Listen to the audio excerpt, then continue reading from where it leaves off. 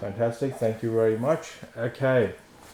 Um, I have three major things to go through today. I remember as per the program schedule, we were going to do the creative strategies next week. And next week we got a Wednesday class and a Thursday class because next week is our last week. However, I was thinking that I might be able to do the creative strategies no money down deal today itself. That way, it will give you a really good idea of your steps forward. And next week we can discuss the project reports that you guys come up with. We can discuss any topic that you wanted to discuss again, or make it convert both sessions for Wednesday and Thursday as a Q&A sessions, or any project that you are currently working on, and I can give you my feedback. We can do numbers live on it. That's all those things we can do next week if you guys are interested, and yeah, we'll go from there. But I will try and finish the project report, your strategy of how you gonna start prepping for creating your strategy, which way you're gonna go. That I'll discuss the last, but first I'll discuss the project report and then the creative no money down deal strategies. So okay, so let's go with the project report. See, the project report, the reason I asked everybody to put together the project report was because I wanted everybody to understand the full course and then do the full due diligence and feasibility and everything that you need to do as a developer as if you were going to go into a project. And the reason was that all that front end of the work is already done. It's you've actually, even if you did it on a mock project, but you went through all the steps that we've discussed in the last 11 weeks of all the things that we're going to do and all the things that are involved in the project. If you have gone through that and you actually live through that as you do the development, as you look at numbers at different projects, you look at different scenarios, you come across different kind of sites with various issues. And when you go through all of that and you put it together and you pull everything that you've learned together into a project report, it all starts coming together. Everything that we've discussed. That's what the project report document is all about. It actually pulls together all that research and packages into a report so that you get an overview of what's happened, what's involved. And if you did it on a real life project, you could actually go in and share it with other investors and get their feedback on what it's like. Would you put money in there, or what do you think about this, or share it with your accountant or something, or other investors or other family members who you might think that they might partner with you. So that is what the project report actually does. So who is it for? It's actually mainly for all the stakeholders who are going to be involved in there, and stakeholders are usually the lenders. Because if you went to the bank and you wanted some finance for it, you can present the report with the feasibility and everything in the report, and the bank will have that much more confidence in you, in your ability to actually deliver the project. So if bank does this in the background anyway, so if you just email them the feasibility, they look at all of these things in the background anyway to make sure that they are covered from the from their risk perspective. So, and the whole idea of putting it together is to be able to establish trust and authority of what you are doing. It's all about being very, very thorough. There's no pie in the sky. You're not pulling out numbers out of thin air. You just presenting all the information and all the facts in a proper way, so that in a professional way, so that they can understand that you've got everything. So establishing trust and authority requires a lot more things. People need to see for other people to actually put money in you. They need to see that you are there every day doing your push-ups. You are there every day. You are looking at projects. You are showing them feasibilities. They could look at 20 different feasibilities before they actually say yes. You could look at 50 different feasibilities before you pick one to show to them, to your investors. So all this is important. So, and never ever lie in your stuff, never ever kid yourself. Anytime you say, okay, that's the selling price, you got to come back with reasons behind it. Why do you think that selling price is there for? Because the more wise you can answer, the more people know that you are thorough with your stuff, the more they'll have trust in you, the more they will have trust in your abilities to actually do the project.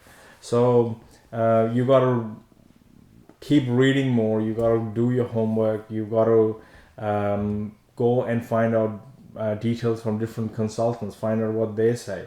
Any reports from consultants that you think will support what you are saying, get those reports added to your project report or your project charter, so to speak. If you're going to get involved with a known builder, a known town planning firm, or a good architect, all this actually helps to build credibility. It helps to build, it's borrowed credibility, but what you're doing is actually riding off their shoulders. And we do that all the time as well. I still do that, because if I'm using a well-known town planning firm who's looking at the project and everything, we tell them the consultant that we're going to engage for this is going to be XYZ company for town planning and XYZ architect, and people know that, okay, if these guys are doing this stuff and the town planner is actually looking over all of this, you're going to get your DI. You will get this through the council and so on. You got to look at, do you present yourself as being a professional? So you can't rock up looking scruffy. Make sure that you shave. I don't wear a suit myself. I somehow feel very trapped in a suit. So I don't wear a suit. And but if I've got meetings on a day or something, I make sure that I've shaved that day and I look presentable and I look smart or clean, so to speak. So if you look messy and unorganized, it gives a really bad impression on your investors. So any other investors that you have already engaged, so say for example you already managed to convince your uncle or your friend, or there are two of you already in the project and the third, fourth person has to come in, mention that in your project report that we already have this stakeholder with X amount of money, he's committed that much, and they're going to be part of this. So the other way is that if you've got someone with experience looking over your development, where it could be a project manager, it could be a development manager, it could be an experienced developer, looking over your shoulder of what you are exactly doing, how you're going to do this, how you're going to present this, who can guide you of how the negotiation is going to take place, or what you're going to say, what they're going to say, and so on. So, and track record does matter.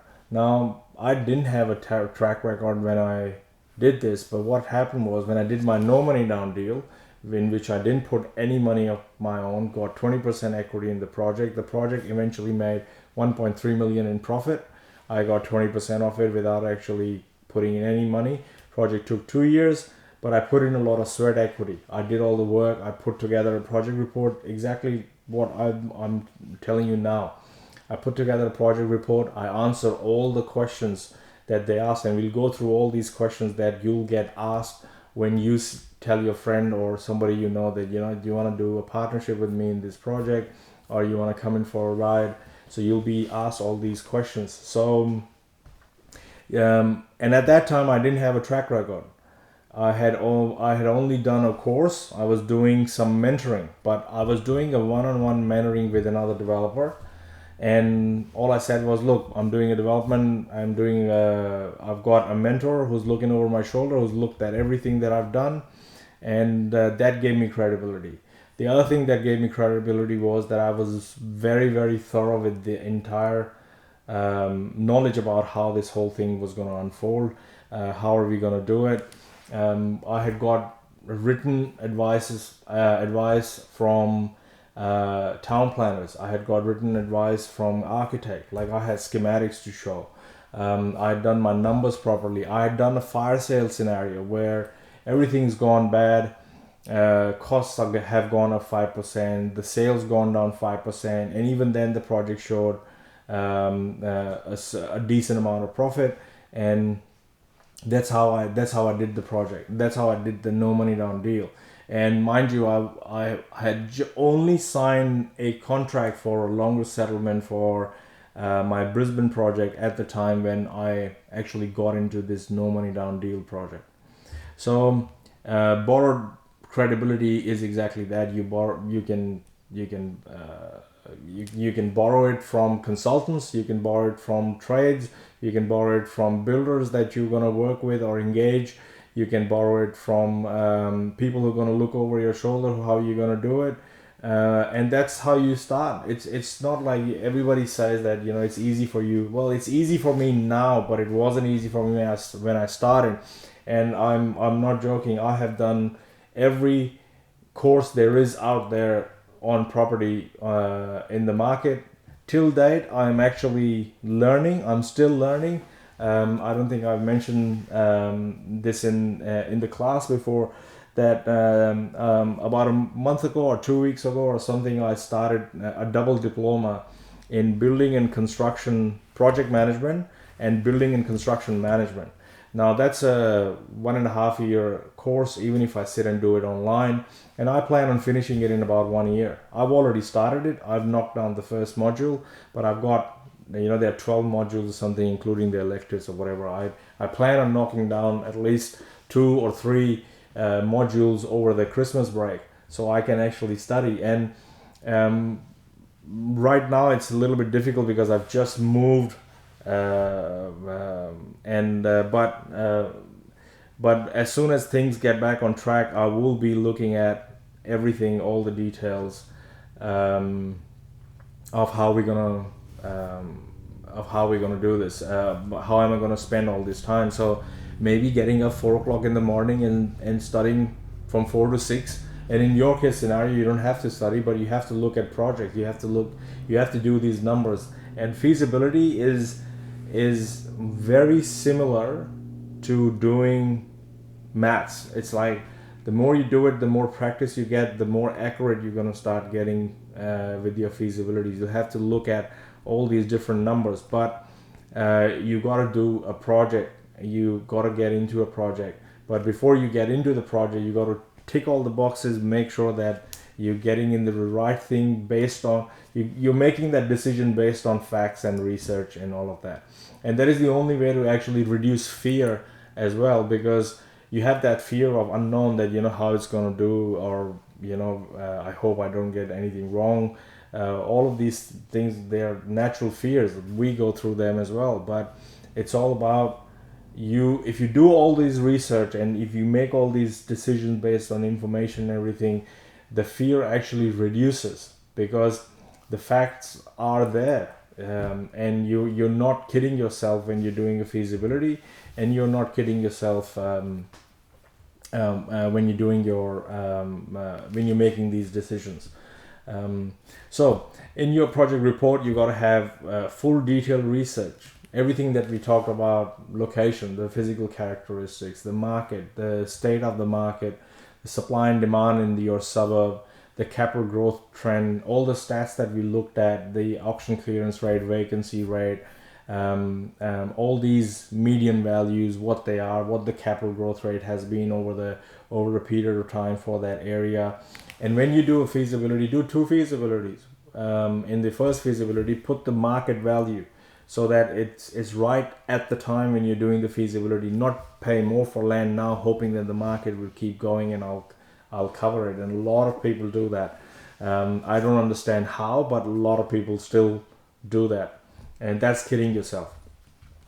So everything that we discussed when we were discussing finding your deal and everything, all that research has to be done about the site, and it has to go into your project report, starting from suburb, and then trickling down to the actual site where you do the due diligence on the site. And if you've decided on a product fit on there, so if you've decided for 3 bedrooms or 2 bedrooms, say that the development would be 3 bedroom, 2 bathroom, and 2 car parks, or 2 to 1, or whatever the thing is. But give your rationale behind it. Why do you think you're going to do this? Have you looked at the market, what everybody else is doing, or have you looked at what is being asked for more? Have you called a few agents to figure out what the demand is in that area?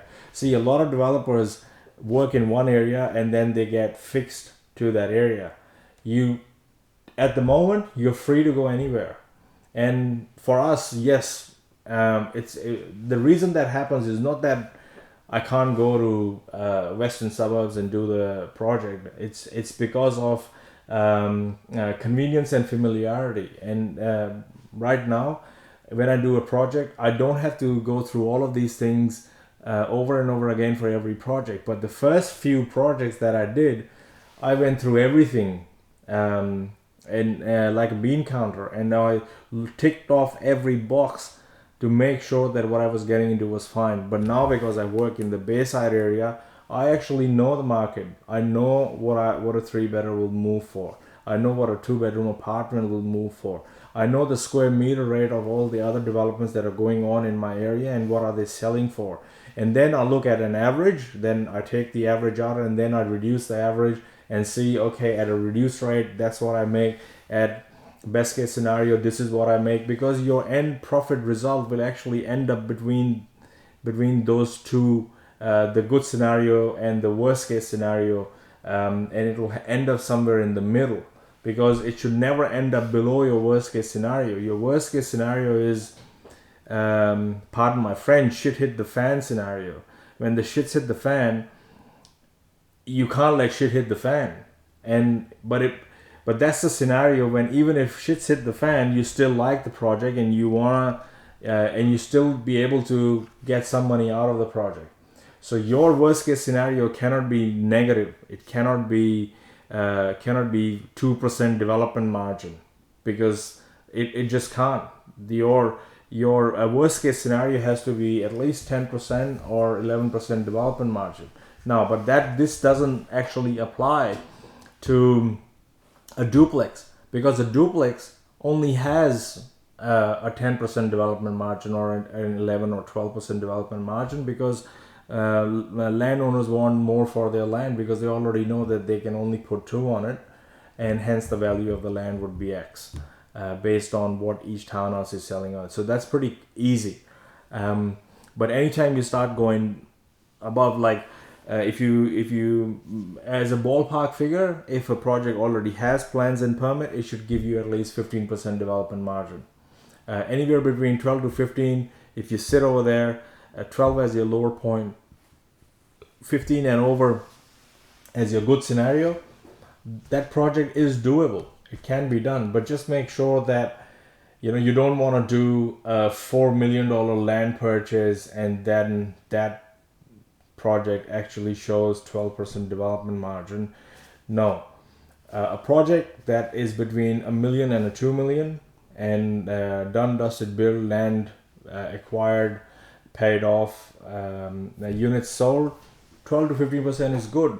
But if you do a project that requires to purchase a land that's $2 million and then do a build on it that's another $2 million, and then that project shows 12% as your lower end, I won't do that project. Why? Because there's far too much risk that I've got to take in amount of borrowing, in amount of money coming in to be able to make that smaller margin. So if I'm taking a bigger risk, I want a bigger development margin. I want a better return on my equity. So those are the scenarios that you weigh and compare to be able to make a better decision. So that's one. Detailed due diligence. This is all site specific. Everything that we've spoken about, zonings, overlays, parking, traffic flows, yield, setback, site access and egress, covenants, they're all, you will find all this information in your disclosure statement, in your section 32. Zoning details are available from council websites. Traffic flow and everything. If you see that the site is very narrow at the front, the frontage isn't that wide enough, it's going to be an issue for cars to move in, move out, or if the property is located on a busy street, you already know that these things will warrant a report from a traffic engineer.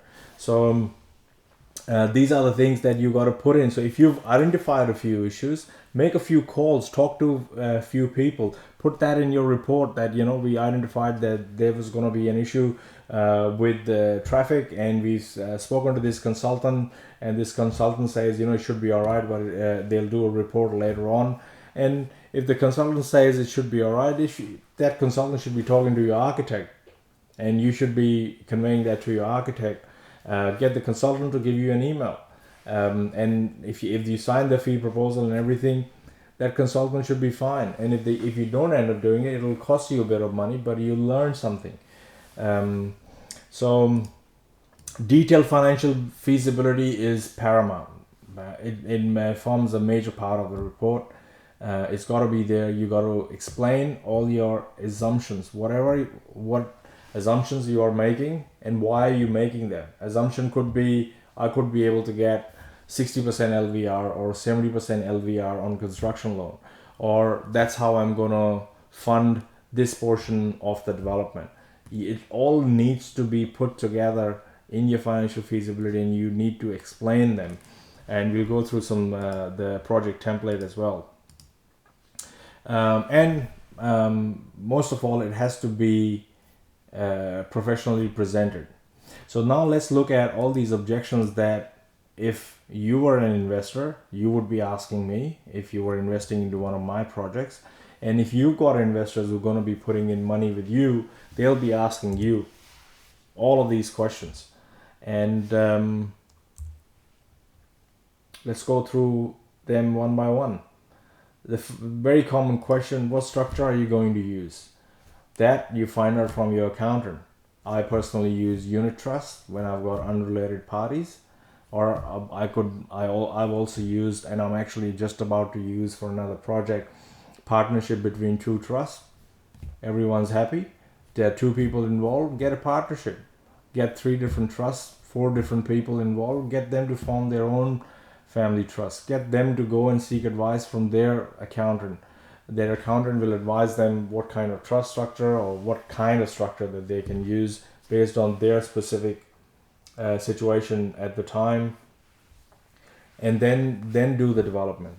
Everyone's going to ask you how much is each unit. Very simple. If you've done your numbers, how you arrived at that each unit is a sum of all the money that's going into the development, all the TDC, the total development cost, excluding the construction. Because when you do syndication, and I'll talk about syndication when we talk about becoming a deal maker, in that you got to talk about all the stuff. So let's say units are like shares. So let's say you want to invest in my development, you've got to you're going to ask me how much is each share that I can buy. So you got to have a value for them. And how do you get the value? The ideal thing of doing a development like this is you settle on the land outright. You've got the money to get to the building permit stage, and you've got your BA or your building permit. And at that stage, you take out all the costs till that stage, and you divide it by 100 units, or you divide it by the number of units or shares that your entity is going to issue. And that's the value of each unit. So if each unit is about $10,000, people can come in with, and buy 10 units, 15 units, and whatever, based on the money that they're actually going to put in. And they'll also ask you, how did you decide the value of each unit? And that way you'll have to explain them from the feasibility that this is the total development cost, this is the construction cost. For construction, we're going to go to the bank, get the finance done from the bank, and that's how I arrived at that value. If something goes wrong, how do I get my money back? That will be the number one question. But anytime this happens, you answer the question with another question. What do you think can go wrong? And when they say, if the market takes a dive, you show them the fire sale scenario. If the market takes a dive, I've allowed for the price to actually go down 5%. And that's the other feasibility. So that's on a good day and that's on a bad day. And they've seen both of them. So these kind of objections that you'll get from your investors, you've got to say, if something, how do I get my money back? The money can only come back after the project's complete. That's the real truth of it, and that's what your JV agreement or your unit holder agreement should say, and your lawyer will advise you of all of these things, unless you want to guarantee somebody, and which I would recommend that you don't, because everyone's in it and they are aware of the risks involved in it. That's what the whole purpose of this project report is, because the project report would list all different risks that are involved with the development, all the things when the things could go south are there, and how are you going to tackle them. What will my money be used for? Very simple question. They will say, what are you going to do with my money? It depends upon the structure you'll set up. In some scenarios you can set up, they can be a money partner, so they get a fixed percent of interest, but they will want to know what you're gonna. The last thing they want to hear is that I'll put in $1 million, you settle on the land for 800, and 200,000 is there to pay you to manage the project. So make sure that that doesn't happen. So the money would be used for consultants. You've got a list of all the expenses that are gonna happen for the development. You've got the details for whatever the land is gonna cost you in the development. So you say that your money would actually go in to settle the land and fund the building permit stage of the project. What can go wrong? All the scenarios that can go wrong, and when we go through the template, I'll show you, because there is a template. All you have to do is identify that risk for your development, put that down, write down the details, and it's all there. What if we don't get the permit? Well, we will get the permit because we've hired XYZ town planning firm who has approved that what we are trying to get through the council is reasonable and it's within the res code. So that's why we're going to get the permit. So it's not that you never get the permit. You might get a unit knocked back for whatever reason, and mostly that will happen only when you haven't got a proper town planner involved, when the architect is doing everything.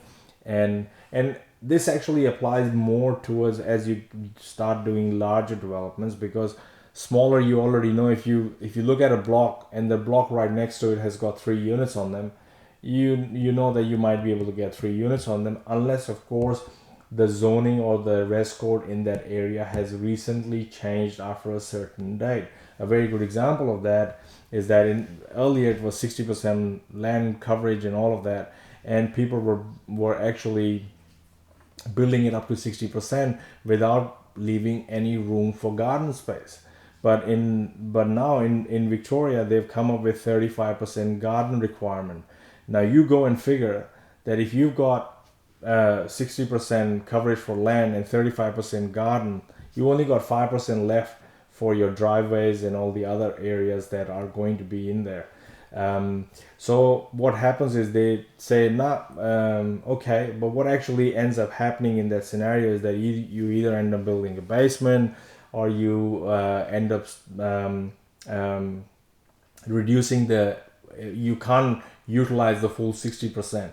So you cover the land on the build side of it about 50% or 55% or 57%, but those things have to be looked at.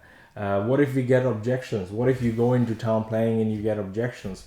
Well, I've had a lot of objections, and we've been to WCAT twice.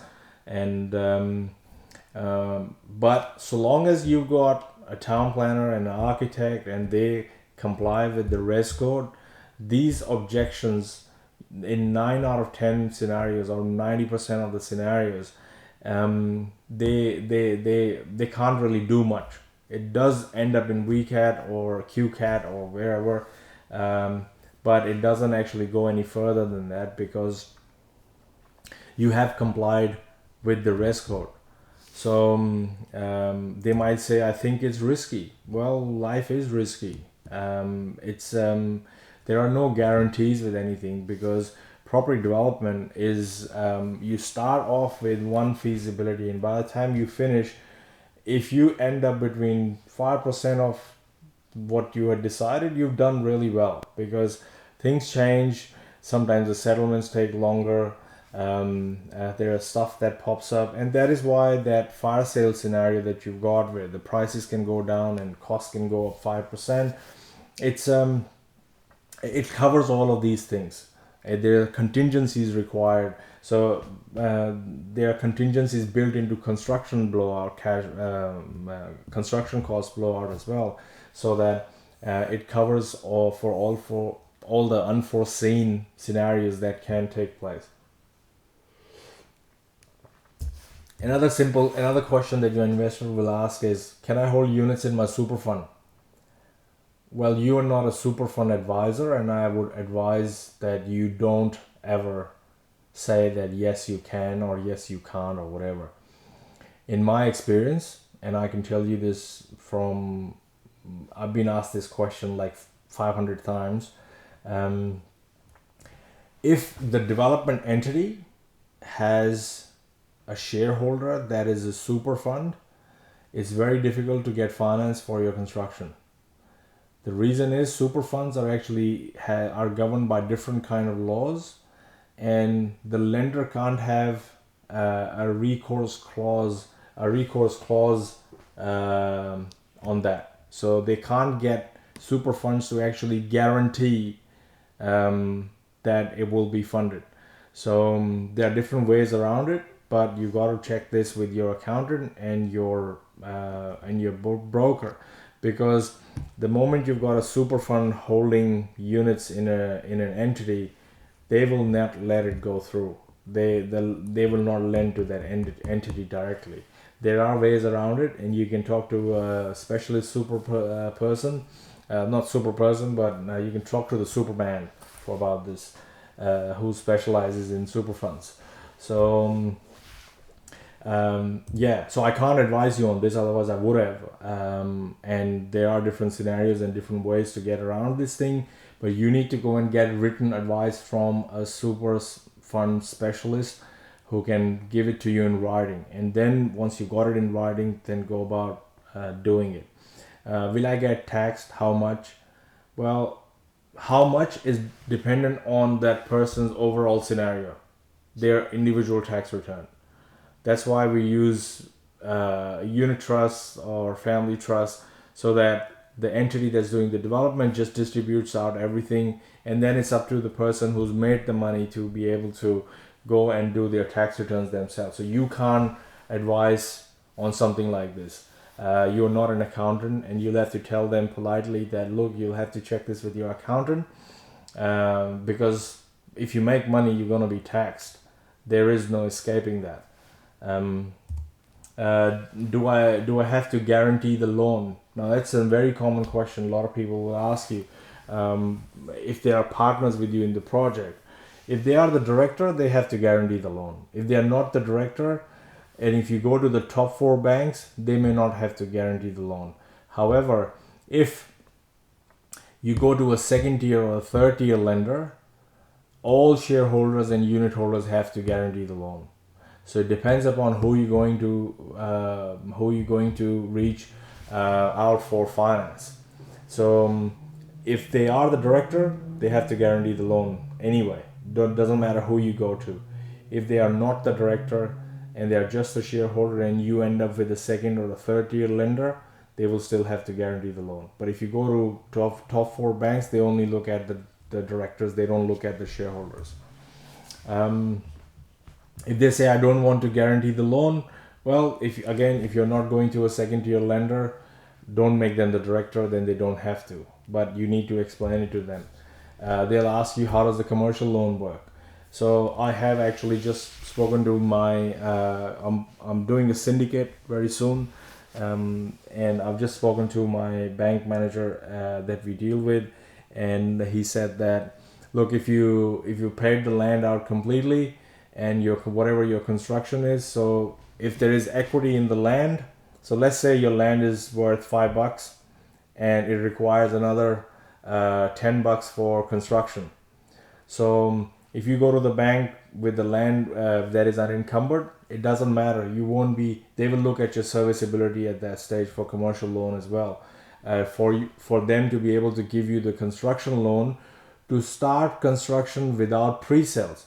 If you haven't got serviceability, then you got to pay the land out. You got to have the $5 to pay the land out, correct? And then if you need another $10 for construction, you need to have enough pre-sales so that that $10 is covered. So another $5 is covered because you've got $5 in your land, and out of the 10 you got $5 covered through your pre-sales. So if that is covered, then the bank will lend that money to you, because the bank is only going to lend you what, 70% or 60%. So the bank, let's say, let me rephrase the whole example. $5 in the land, $10 for construction. The bank is only give you $7, or let's say $7 for construction. So what's the difference between $5 and $7? Is $2. And whatever your pre-sales are worth that difference, that's the number of pre-sales that you'll need to get to, in order to be able to not have your serviceability be an issue and do the development. So just like Satish and John, and they mentioned to me they wanted to come together and buy a land which is, let's say, $1 million or whatever. And if the construction is, let's say, 1.5 million on $1 million block, you already got the $1 million that you put together and you bought the land. But now you're short by $500,000 because your construction is 1.5 mil. So you need to have a pre-sale or two pre-sales that covers that shortfall of 5, because so that the bank has 100% debt coverage. So any money that bank's going to give you, so if the bank's going to give you $7 or 700,000 for construction, and that means you have to either find 700,000 and add it to your construction so that you can do the construction, and go and get pre-sales so that it covers the debt or the shortfall, so that whatever the bank is giving you is covered between the equity in the land and your pre-sales. What if you don't get pre-sales? Well, that's not a good scenario, because if you don't get pre-sales, you can't start construction. But the good thing is that if you settle on the land with your own money, then you have the time to actually wait and get the pre-sales. I haven't seen any development as such that went on the market for pre-sales or whatever. Given time, they all get their pre-sales and everything. Especially if you've chosen the location properly, you've done that research that I was talking about, and that is why I don't want you to go 50 kilometers from CBD and then do a development where it's hard to get any pre-sale. So yeah, so the next question they'll ask you is, how is my money safe? Well, their money is safe because they're not giving the money to you, or you're not going to go to the casino and bet on a horse on Melbourne Cup Day, or so that money is safe because it's going into buying the units in the entity that's actually going to hold the land. So their money is backed by the land, the money is actually going into land. This is a classic example. You don't have any money in the deal. So always remember that for you to be able to do that no money down deal, and we'll get to the becoming the deal maker thing very soon. But for you to be able to do a no money down deal, you got to understand how all of this comes together, how all of this works. And initially, you will have to prove that credibility and all of that you can do this. But initially, if you can't do with any money, you can still put whatever you can put to say, look, that's all I've got, and it's in the project. I have skin in the game to be able to have enough people come together to do the project. They will ask you, how much money are you putting it in?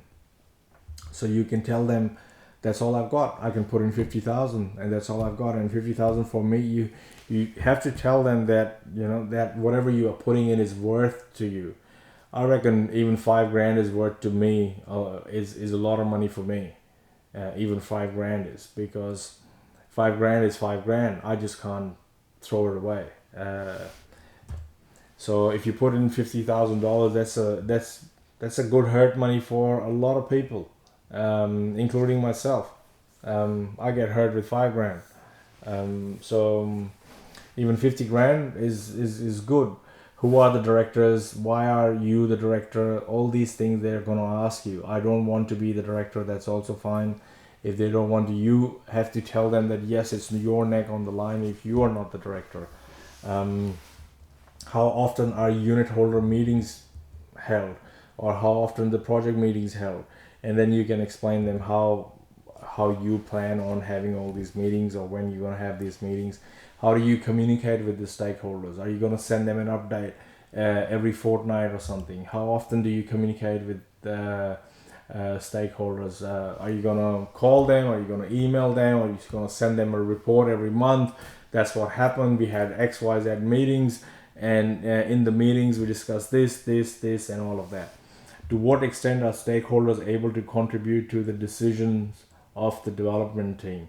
Now, this is where I want you to put your foot down and you drive the project.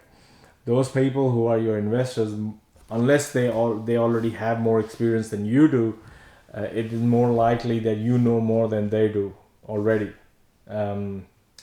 Because you now understand what is involved, what goes in, what is required, and they don't. So I usually answer a question like this is that, what can they contribute? So I say, look, it's a business proposition, and the project is run as a proper, pure, professional way. No emotions, nothing. They can't dictate the color of the walls. They can't dictate the kind of handle they're going to put on the door. Nothing like that. It's just a pure decision based on numbers and the bottom line. So there is no emotion involved in there. And you can tell them that, look, I'm going to have a meeting with the architect. If you want to come along for that meeting, you can rock up at the meeting and attend the meeting. And, that's what I tell them. And I've got no issues with it. However, if I have to call you to make a time for a meeting, that's going to slow down the process, and I won't be able to deliver the project the way I'm going to deliver. So whenever we are having a meeting with the architect, town planner, engineer, or any other consultant, I'll let you know that's where the meeting is, and that's what the time, the meeting's going to start. So if you are there, by all means, attend all the meetings. And most 99% of the time, if it's a passive investor, they will not be there for any meeting. Who does what? You got to stipulate that in your project report as well. If somebody says, I want to be actively involved, well, give them a role. Let them do stuff. Let them find this information. Let them know when the meetings are happening. Let them rock up. But don't try and schedule meetings around them, because otherwise it will just get the whole project slows down. Who signs the checks? Well, if they are the 2 directors or 4 directors, whoever's in the project, you could go to the bank and set the bank account so that there are 2 to sign or 4 to sign or whatever you want to set it up. Or these days you can even do it via internet banking, where somebody else sets it up and the other person has to approve it in order to actually do it. So that's what the project report would look like, something like this. This is a template that's available to you from via this course, and I'll put that in the online portal where you can download it. So you got to have your table of contents, project stakeholders, executive summary, project description, project objectives, and success criteria. What do you consider now? So when you start going through each one of them, it'll force you to think about every step that you're going to take. What are the constraints? You got to identify those constraints. What assumptions have you made in here? Preliminary scope statement. What is out of scope when you're going to manage the development? What are the risks and how are you going to manage the risk? Project deliverables. So if you're charging a fee to the project, especially as a development management fee to do the project, you got to list what the deliverables are. Summary milestone schedule, project feasibility, project approval requirements, project manager, who is the project manager, what are the project fees, or payment schedule, authorization. So if you just follow this format, it's very simple. And this is actually from one of my 4 timers development that I did with with a landowner, and that's sample is actually from that report. So if you read each one of these executive summary, so the summary is the client has hired the services of Positive Property Pro, because I used to go by that name when I was doing my initial developments. Client has proposed development of 4 townhouses on the lot. PPP or has prepared a financial feasibility report. So these are just basic things that anybody can fill this out, but you need to know what you are saying and what you're going to put in there. 4 townhouses is a proposed development as per client's brief, subject to council approval, because you haven't actually got the DIS yet. According to preliminary meetings with architects, informal discussions with town planner through its resources, PPP has found that a 4 townhouse development is likely possibility STCA. So we did actually 4 townhouses, but I had already seen an architect of what we're gonna do there. Project objectives: obtain permit for 4 townhouses to be developed on XYZ address. To assist in capital raising for external sources, non-bank institution. Now this is your objectives and success criteria. Then objective is to actually do the development, get the DA, do the tender documents, get the BA, obtain the certificate of completion for the development, and appoint sales agent to sell all the townhouses, for example. Constraints: funding must be made available. If you've seen the YouTube channel for property development system, there's actually a lady there talking about a development where she talks about that she took the report to her lawyer and her accountant and everything. That's the project for that lady that I did do the development for her. So I put this together, and she scrutinized me left, right, and center. She got her lawyer to talk to me, who asked me all these questions and everything. And that is why, if you are already prepared and you prepared answers to these questions, anytime that question comes forward, you got an answer for it. And that actually impresses people that yes, he knows what he's talking about, how he's going to do everything.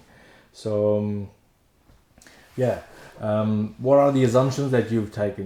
This project has the full support for project sponsor and stakeholders. So yes, you put that in your assumption, because you assume that your investors are actually going to support you. The client trusts to appoint capable builder, consultants and projects to complete the development, lodge planning permit, raise capital. So all of these things have to go in there. Private investors can be found, blah, blah, blah, at whatever, but don't guarantee that you will find the money for that. I mean, in my scenario, I never guarantee that I will find the money for you. I said I will facilitate finding investors to come forward and do the development. You've got a preliminary scope statement, which defines the scope, what's out of scope, risk and risk management, and you're going to put risks that are specific to that development. There could be a decline in property value. That's always a risk because the market keeps talking about. So what does that work? And what do you think is the probability, and how severe do you think it's going to be? You got to put that in there because why do you think that? And you can say that's why this is the suburb, that's the capital growth rate trend that's been in the suburb, and hence there is less probability, because even the location of the site is walking distance to the train station and to the market or wherever you found it, or it's next to a very good school, or it's next to some activity center where people can go to or would want to live, and that's why the probability of prices just falling is low. And those details have to be put in there. There's a risk to obtain planning permit, decline the planning permit application. Usually never happens, but you got to add conditions to planning permit which may add cost that may not be included in the feasibility. So this is a legitimate risk, but what's the severity of it? Moderate, probability possible, and then you present your case why you think that according to discussion with architects and council and town planner, it seemed that there should be no issue with getting planning permit, and that's why you think it's there. And then what is the allowance? You've allowed 5% contingency as a reserve over and above the construction contingency of 5% to account for unforeseen costs and variations. Delivery risk. There is a delivery risk that cost may overrun. Always a probable risk. How you're gonna tackle that? So you can use this as a guide for yourself to go through each one of them and see what you can put in your report. And then you'll have to put together a summary of the milestone schedule when you plan on starting the project. Now see, this is going back 19th of August 2013 when I put this report together. And then you can put in, plus 45 days and then 6 to 9 months and plus 3 months on top of that, plus 1 month after you've got your finance, all of that, construction 12 days, and sale of townhouses another 90 days after that. So that's your timeline. What are the requirements for project approval? Who is going to be the development / the project manager? You got to put in the details. What kind of fees you're going to charge them? That's the fees that I charge them for the feasibility and everything. Project fees, payment schedule, and then you sign and approved, and you get them to sign because they are the project sponsor in this. Now you've got two annexures with this. The annexure 1 is your market study. You got to do this is about this property. This property has a walk score of this. The address is very walkable. Blah blah blah. You fill in the blanks here. Assumed end value of townhouses. Why? No direct comparable sale of townhouses available. Or if in this scenario, in my scenario, the owner themselves said that each townhouse would be at least 780, and I kid you not, each townhouse was $965,000 average for 3, and one of them sold for 1.1 in this scenario. So yeah, but the whole thing had already changed. We actually bought the project. When we got the DA and everything, we actually just bought the project off them. They didn't continue with the as a joint venture with us, but I did the DA and got the building permit, got everything, got all those deals sorted, got all those details sorted, and then we bought the project off her and did the development. So all the comparable sales, everything that we put together, you got to put in there, and you got to put a conclusion. You got to put a disclaimer saying that you are not a valuation company. So and you do not guarantee the end value of all of that. You got to put in and make sure that you covered your backside. Get them to sign all of this. That way there is no issue. You mentioned you've been absolutely transparent up front. You've told them what all these things are all about. So there's no finger pointing towards the end. And again, I just don't deal with people who do finger pointing. So yeah. 4 townhouse development. This is your feasibility assumptions. Land value is determined by the client. Legals. What are we expected? Construction cost. You can also include in your assumptions, if you've got any quotes from people, you can put that in there. Working drawings and building permit stage, you can put in all the details of what is required here. Finance, where is it going to come from? End value of townhouses has been assumed at whatever suggested by client. Costs unavailable. All these details have to go in there.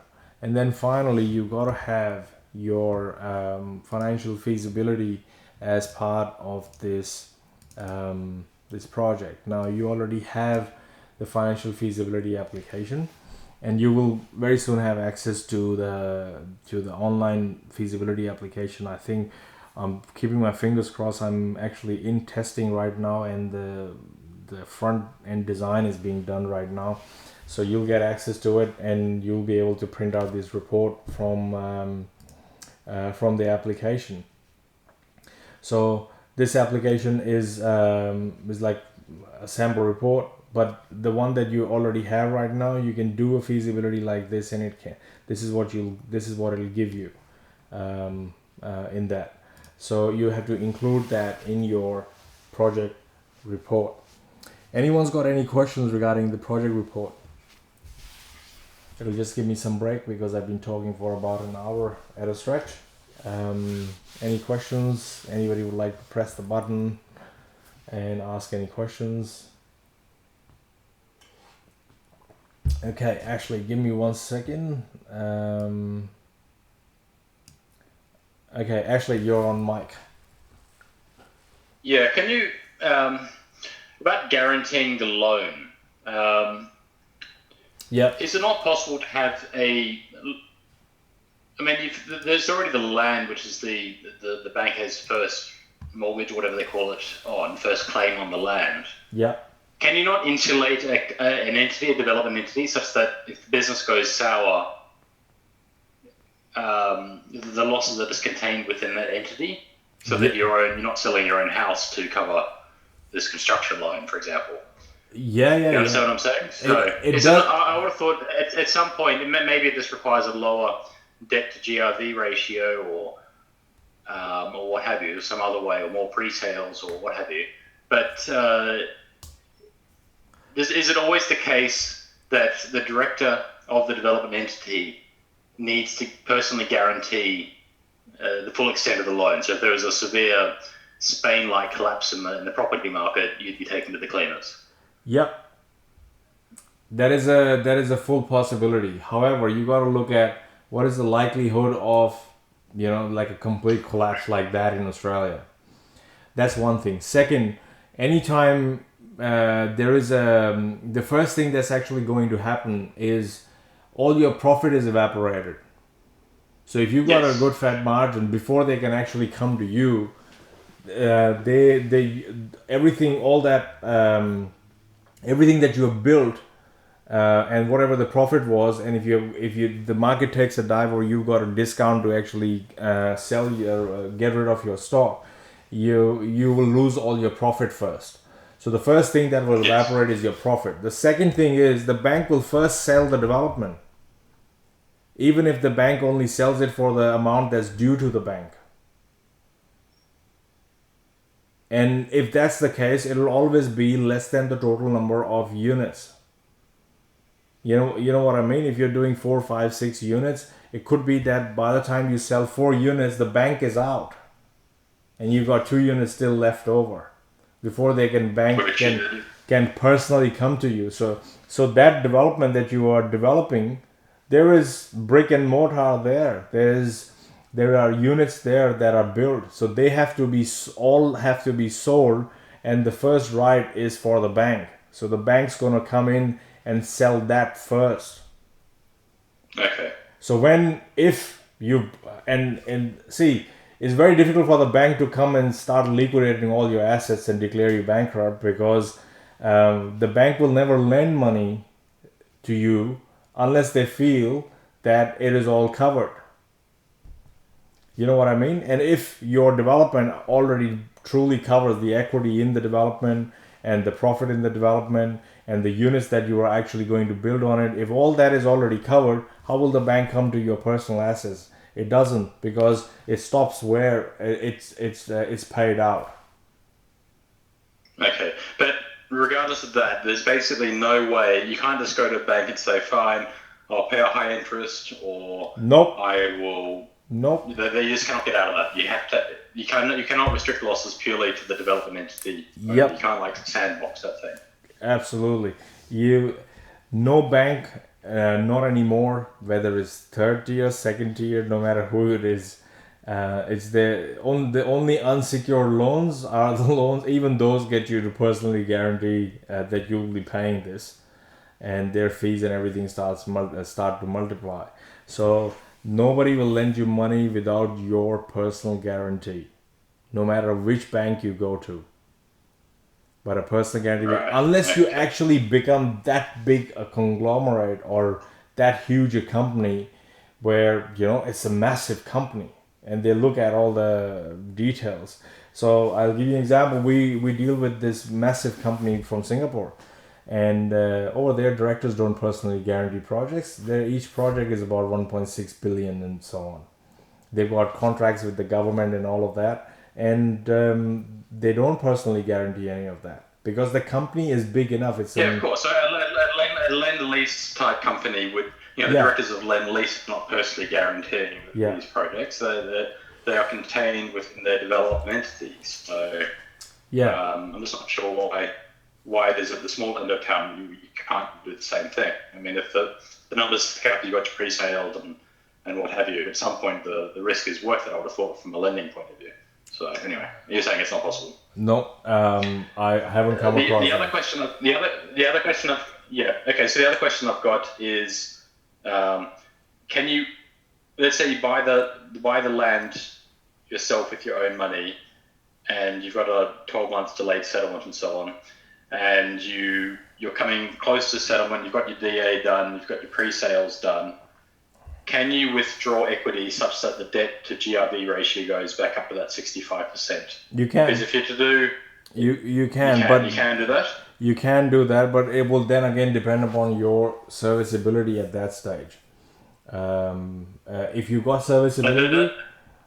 Does it not, if you've got sales coming up obviously from this entity where you've got pre-sales and what have you, does that not count as a serviceability because you're going to have the pre-sales come through? Look, if you've got pre-sales that covers their 100% of the debt and you've got your DA and you're ready to go, that they will lend purely on the project. That is when the serviceability will not come into picture. But if you buy the land yourself and you pay the consultants yourself and you do the development, and then they only fund the construction loan, then it works out to about a debt to GRV of about 35%, which isn't very high. Can you, if you've got the pre-sales to cover any loan that they give, can you withdraw the equity to get that debt to GRV? Look, it's because this is finance. It depends upon person to person.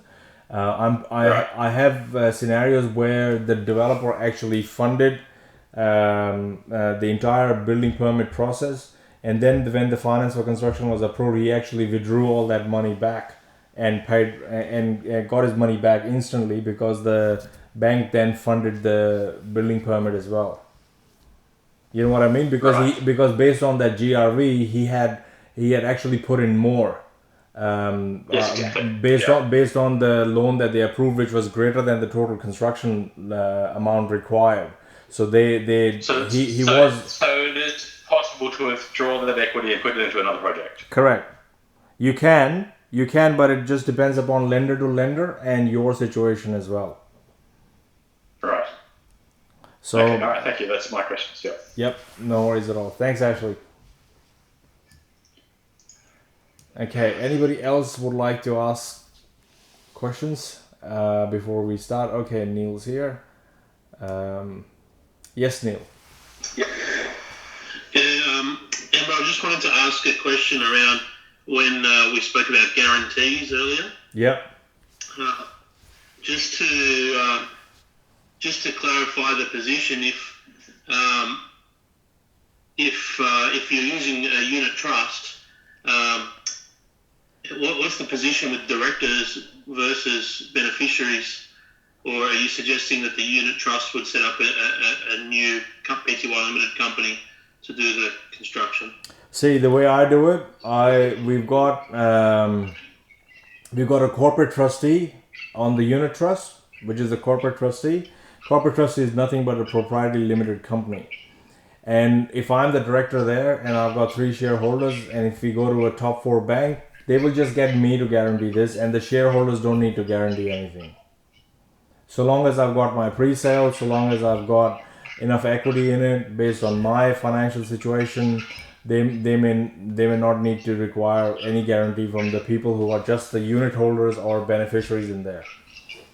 But if you go to a second tier lender, I know this for sure, a second tier lender like Australian Unity, for example, or there are many different lenders who do development finance at a higher interest rate, they will inevitably get the unit holders or shareholders to also guarantee the loan.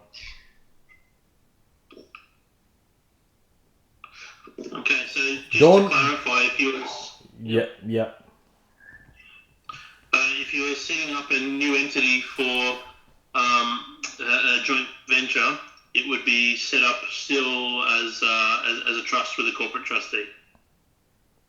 If you're going to do a joint venture, yeah, you can set up. Let's say you yourself are doing the joint venture with me, for example, right?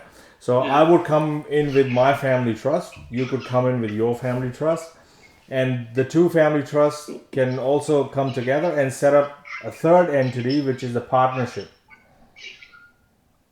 Okay. So it'll be a partnership between Amber Khanna and Neil Casey Family Trust, and it'll have an ABN number of its own. It'll have its own tax file number.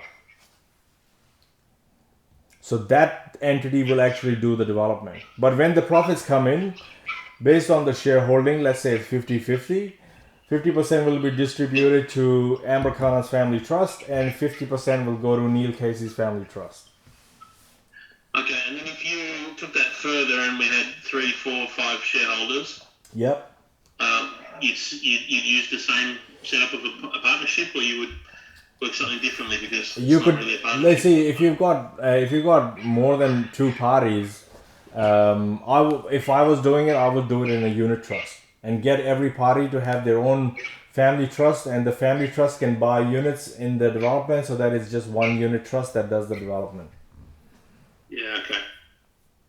Your accountant will be able to tell you these things better, but find an accountant who's familiar with the development structures and that are required, because it is a specialized field and not a lot of accountants have the full knowledge of it.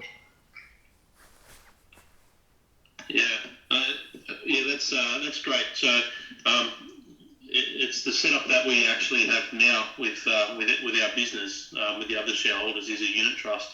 Yeah. So yeah, that makes sense. Thank you. No worries.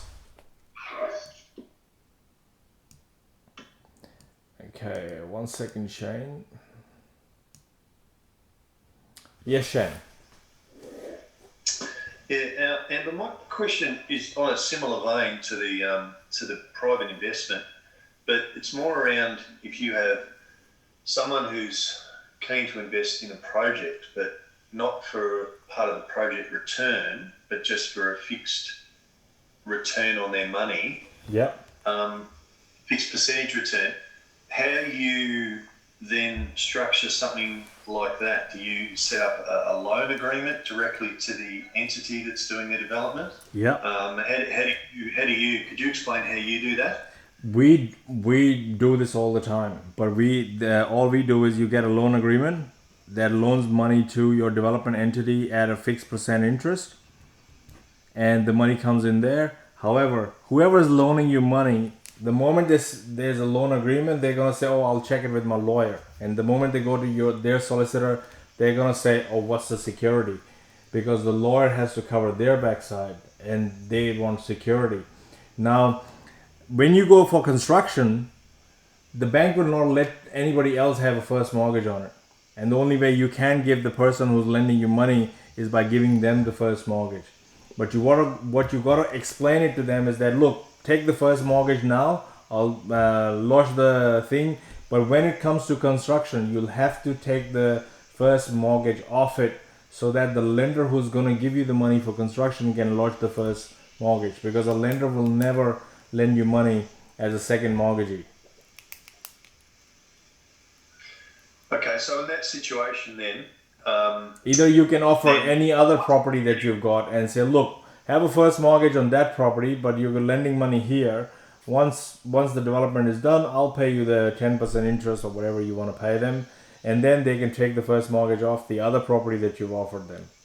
But they can't have that. But what we do is, the way we work now is that the money that comes in via a loan agreement, but we don't give them security against the property that we're going to use that money in.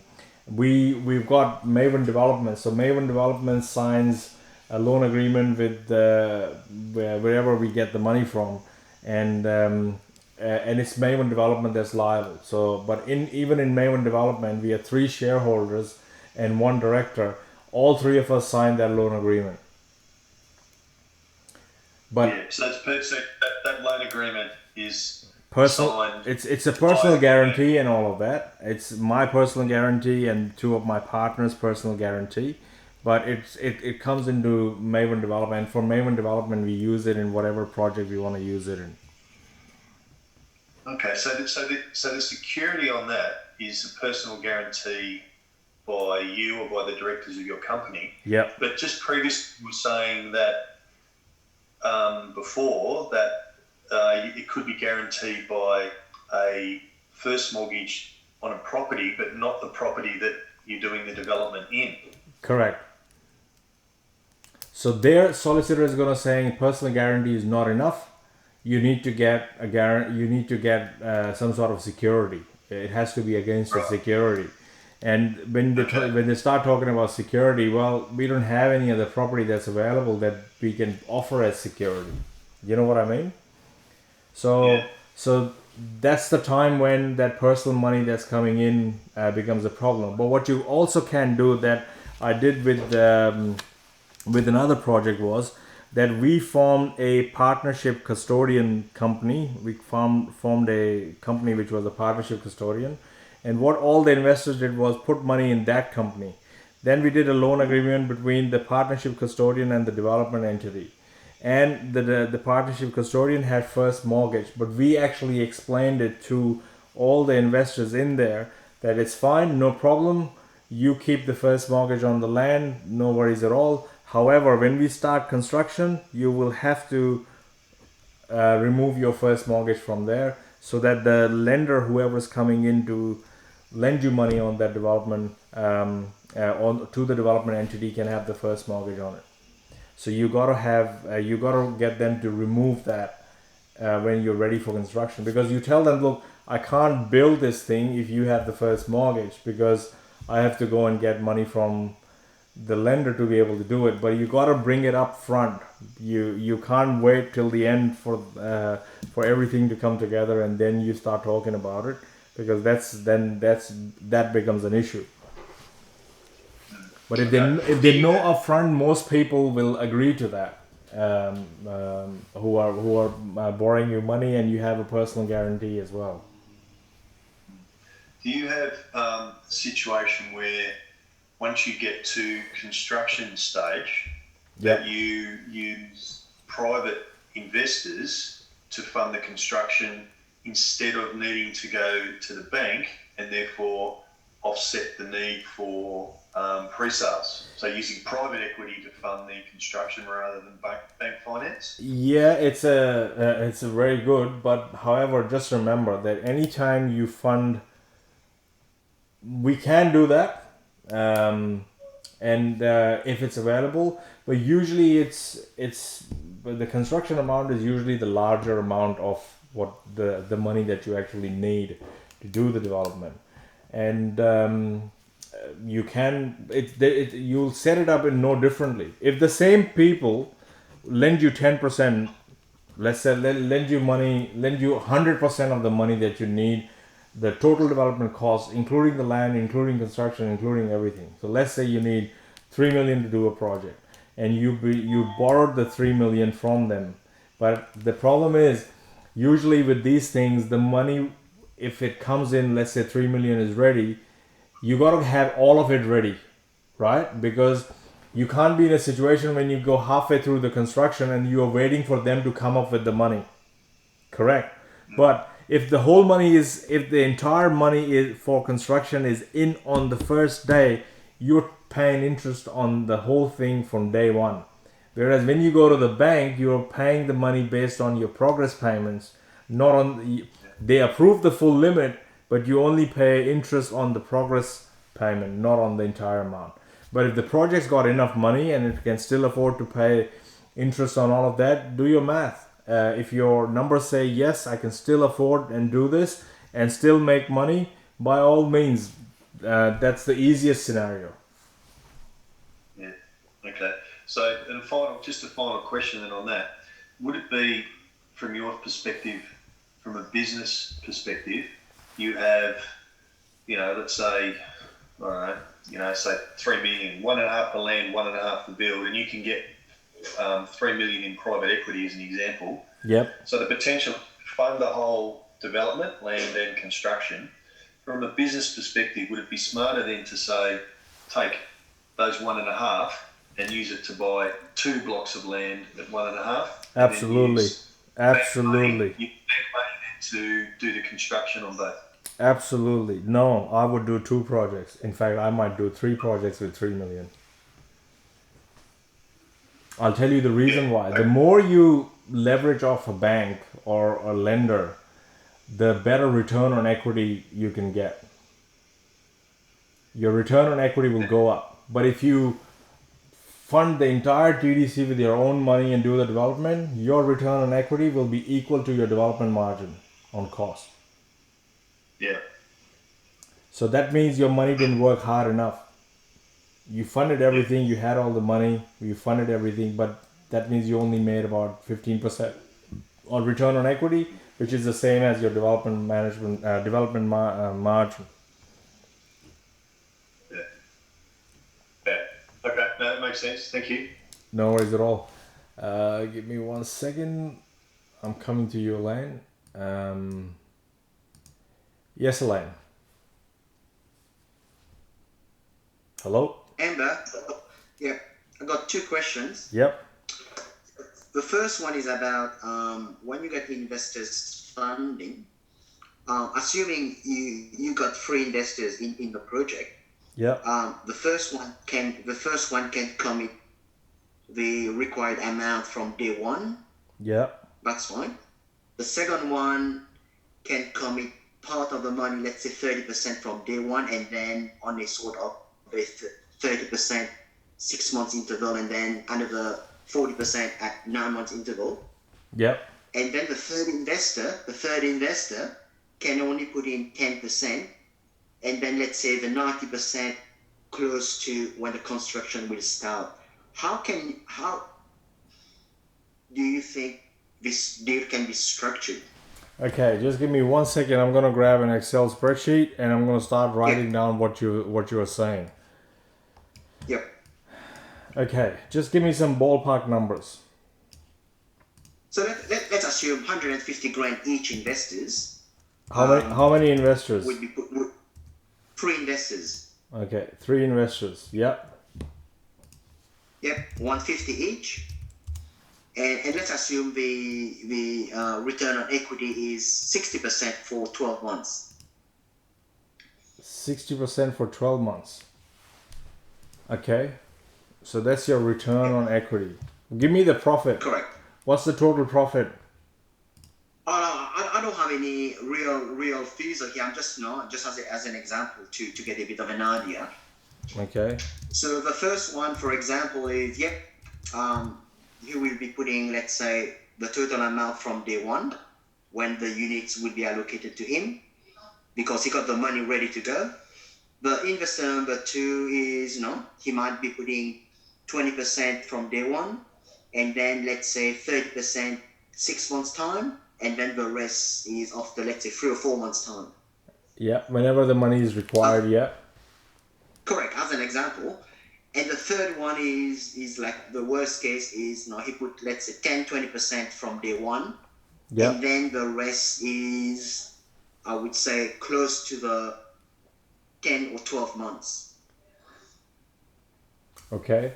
So how would you structure that return on equity at 60% based on that sort of, drip feed of income coming in? Or you have to, if you want to be that pedantic to be able to figure out the exact return on equity, how everything. Not exactly. I mean, you would assume that the investor number 1 has more skin in the game from day one. So you would assume that he would be expected to earn close, the 60% closer, whereas on number 3, he's only putting, let's say, 10%, and then the rest would be close to the 12 months. So which means it's unfair to give him 60% as well, because investor number 1 is putting all of it from day one, right? Yeah. I'll just explain So that. have you done anything like this? Yeah, I do this all the time, but it doesn't work the way you are suggesting it. The ideal way and the cleanest way to do this thing is this. You figure out what's the total developer's equity contribution. So the first thing is total developer equity contribution. Figure it out what that is. So let's say you need $1 million here, correct?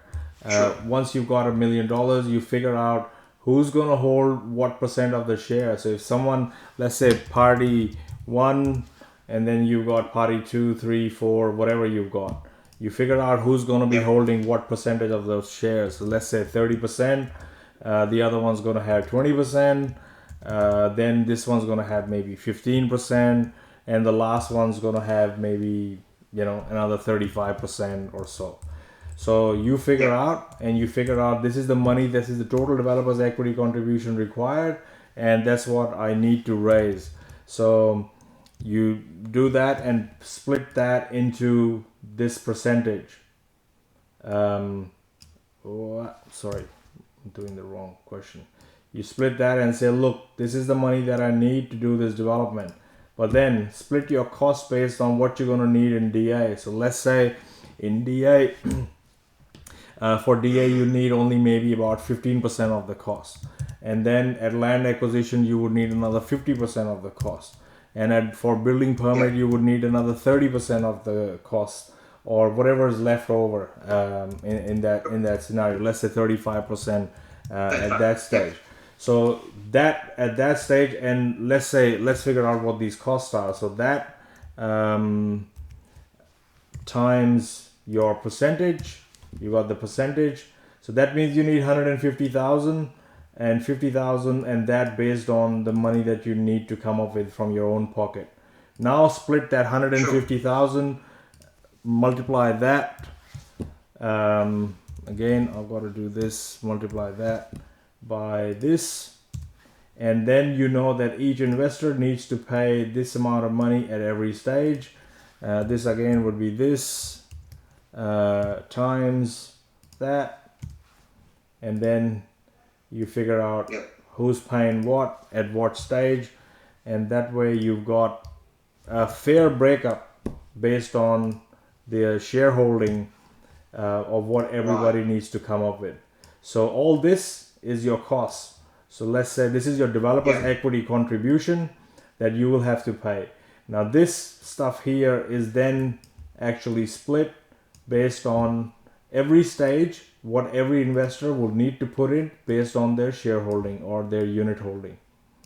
So it's as simple as that. It's that's how you do it, not based on that. Now you want to find out what the return on equity is based on this. So what you'll have to basically do is figure out how long did this money work till. So let's say this came in on the second month, and that's why the feasibility, it calculates this. It doesn't give you the return on equity based on that. It just gives you the return on equity of the total money that you guys put in and when you actually got it back. So if you want to be pedantic about this, you figure out the stages, the date this money goes in and comes out. So when it's going to come out will be the end of the project. That date is going to be constant for everything. Only the date the money is actually going in is different. So you create an Excel table. Is basic. In Excel table you create $45,000 went in month 5 and they came back in month 24. So I figure out the return on equity on 150,000 that way, and then in month 7 I settled on the land, 500,000 went out of the pocket, and then it came out in 24th month. So you figure out what that time period was, you'll find the return on equity on 500,000, and then you figure out at 350 came in the month number 12 and then came out in month number 24. You figure out the return on equity on that, and then you average all those return on equity, and you'll have a return on equity for the project. If you want to be that accurate. But this is how I split, and that is how it should be split based on that. Okay, no, it makes sense. Yeah, it makes sense. Yeah. So, All right, my second question and final question was in regards to the super fund investment. Yeah.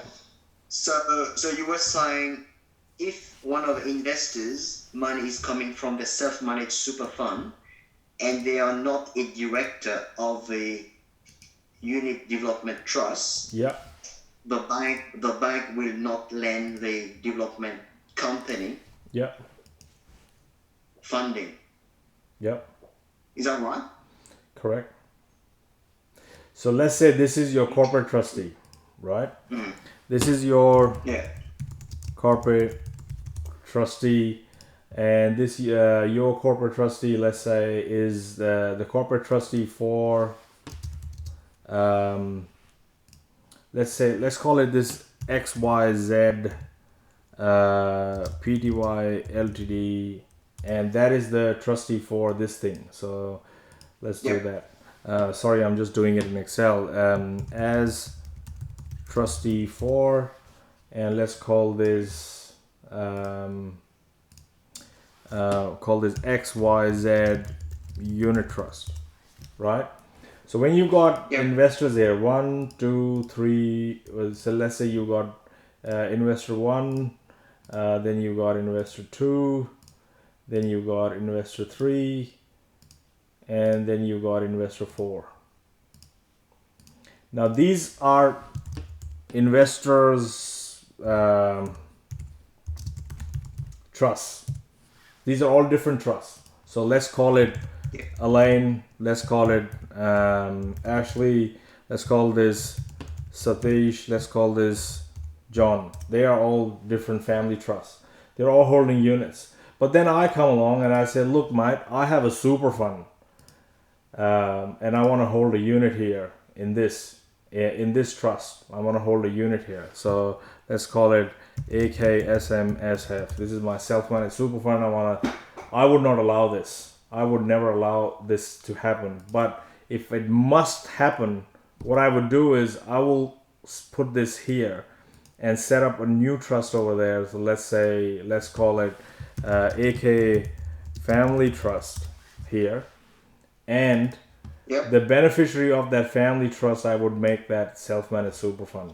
So that this is your development entity. This is what the bank would be lending you money on. Again, I can't advise you on this. So you, for any specific project, you'll have to go and Yep, get yep. specific advice. So because I can't tell you what this is, but if anybody came to me for something like this is how I would structure it.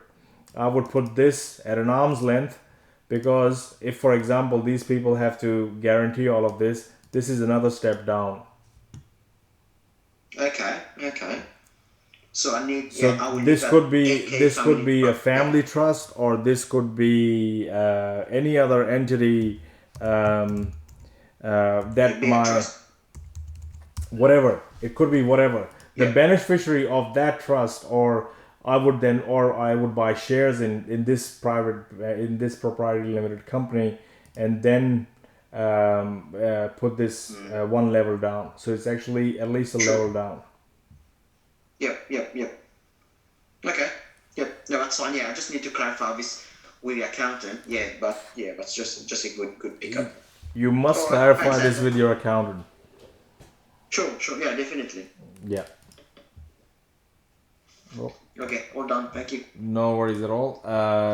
Just give me 1 second, Satish. I will be with you in a second. Okay.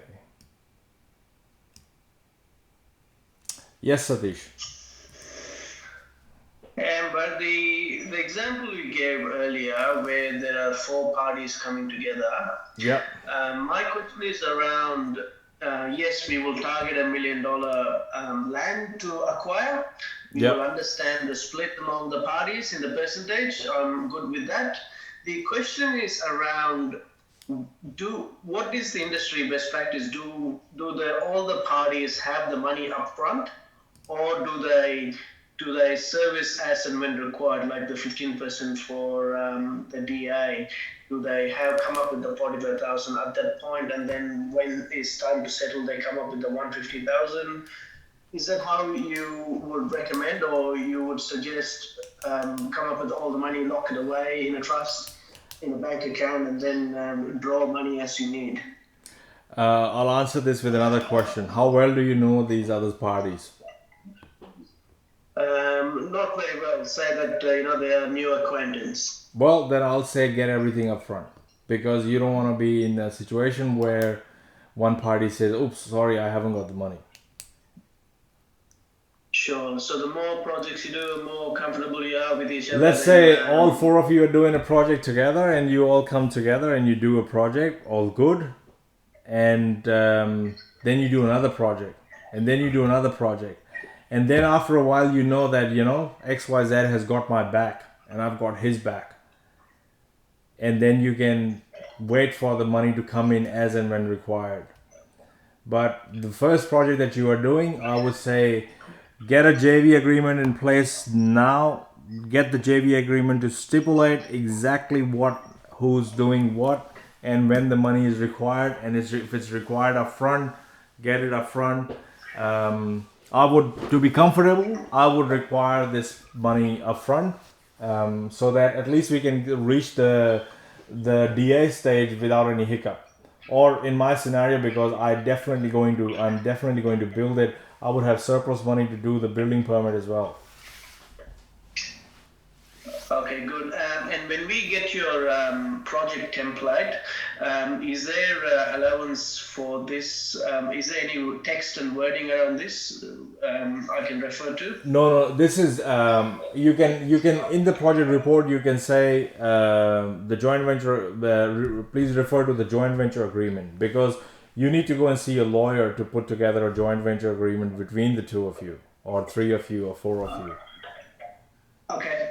All right, got it. So because that joint venture agreement will be a legal document, it will stipulate how this joint venture is actually going to proceed, how the money injections will be made, and it will have all those things.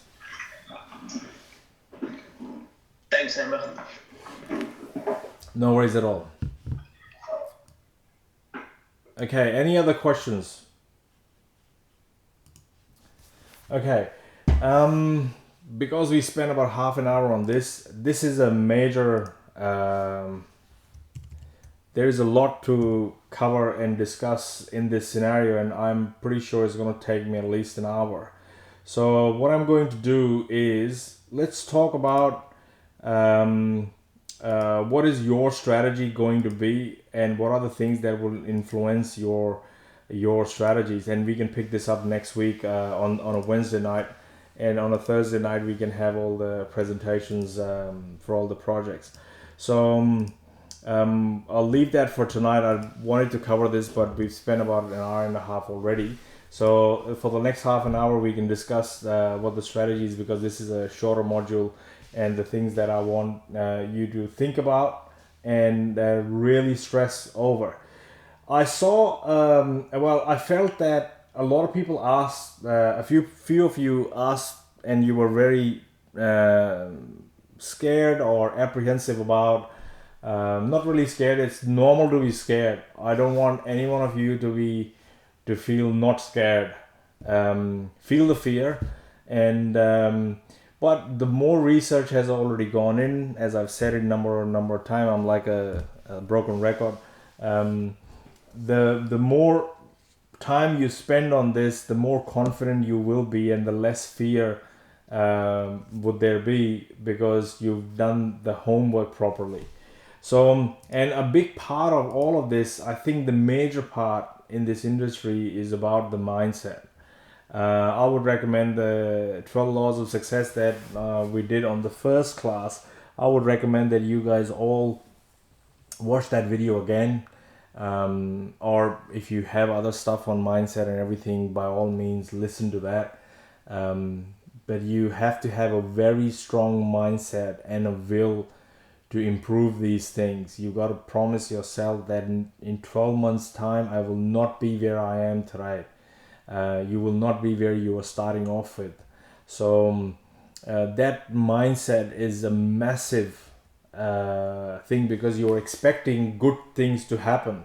You're not expecting bad things to happen. I think I was watching an interview with Jack Ma. I don't know. Hope all of you know who Jack Ma is. Jack Ma is the CEO or the owner or the founder of Alibaba. And Alibaba, he's a billionaire from China. I think he's the richest man in China.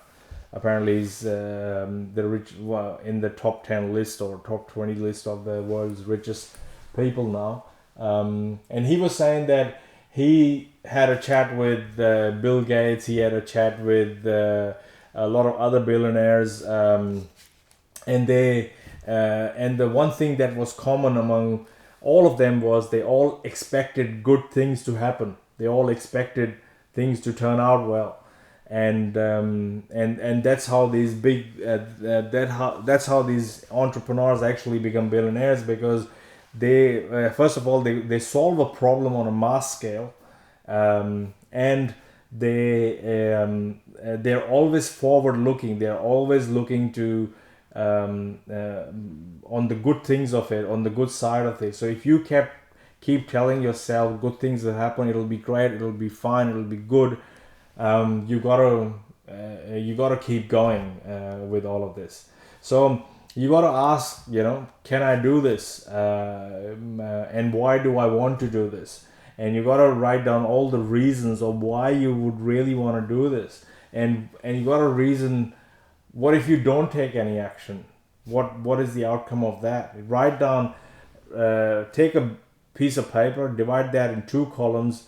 Don't think about anything else. In the first column, write down why do you want to do this, and in the second column, write down what happens if you don't take any action. Where will you be in 12 months time if you do take action or you don't take action? And think about all the things that you've been putting off, and take action and expect that good things will happen. If you've done your homework, you should have enough faith in yourself that you're doing the right thing. It will pan out well. Yes, there will be challenges. Yes, there will be problems to solve, but you'll be able to overcome all of that. You got to see yourself overcoming all of that, and don't give yourself any excuses. I reckon the 2 main excuses is it's too risky, and I don't have money to invest. The too risky is, it basically stems out from horror stories that you would have heard in the past. Once upon a time, my uncle lost money in a deal, kind of story. This is how all these stories start. And if it's too risky, that basically means that you don't have enough knowledge, or you don't have enough information about that project as yet. That is why you find it too risky. Or it could be too risky where you calculatedly say, look, now I know everything about this thing. The vendor's asking too much for the land. It'll be too slim. That's why I won't do the project. So you know that up front. So it's not like you're putting your life on the line to do all of this. So make sure that you don't give all these excuses to yourself. And I don't have any money to invest. I've gone through 2 years without getting any money in at all. And I started from scratch, like literally from scratch. I had to do a no money down deal in order to actually get in, but I was at the rock bottom. I actually quit my job to do this full time, because that's what I wanted to do always. But I don't recommend anybody do that, because it's very hard until the first development turns over and the second development turns over. It's very hard to actually make a living from this. It's not a cash flow business. A lot of seminars promote this as cash flow this and cash flow that. No, it's not a cash flow. It's actually cash windfall. That's how property development is. And it is correct. It is a cash windfall that happens at the end of the project. But the entire project, but throughout the entire life of the project, it's dry. It's totally dry. You're funding everything from your pocket right till the end. But I kid you not, when that cash windfall happens, it actually more than makes up for all the dry season that you've gone through to actually deliver the development. And that is why I love it, and that is why we do it. So I wouldn't recommend anybody quitting their job and jumping into this without actually making sure that you've got the money, you've got all of that. A lot of seminars promote all of this thing. I would never recommend anybody do that. I know how hard it was. I think February 2013 was my lowest point.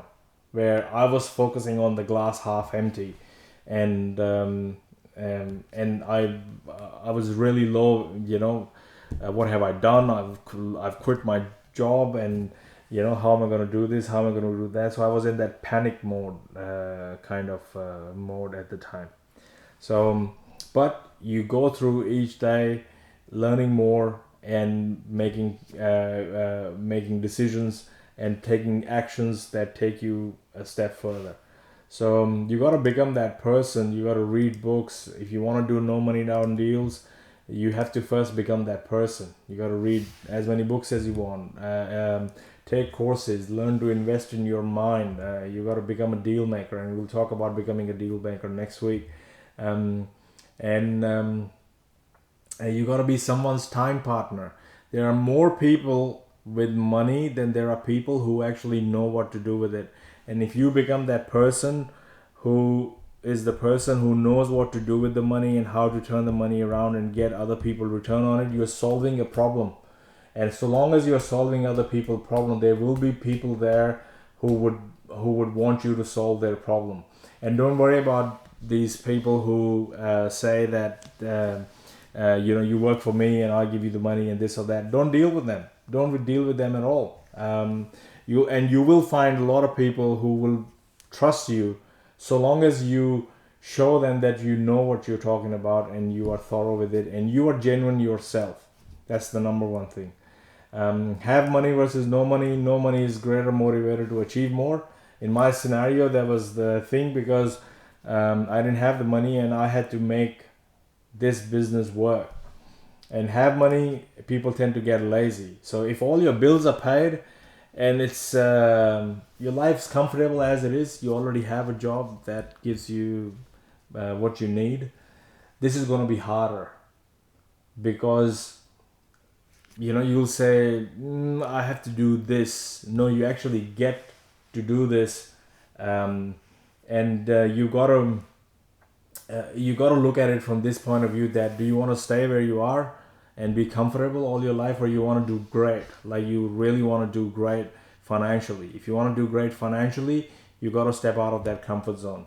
And most often than not, people get to a certain level and after that they stop growing financially and intellectually because they think that they are there, they've made it, all their bills are paid, kids go to good schools, everything is great, they drive a good car, and they're happy with it. And if you are that kind of person who was happy with it, that's fine, because at the end of the day, what matters is whether or not you're happy.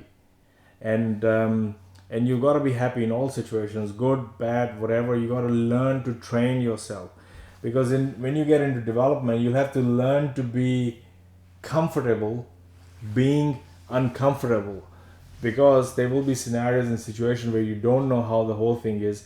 But so long as you have this in mind, that I've got to solve this thing, this thing will solve itself, everything will sort itself out, everything will fall in place.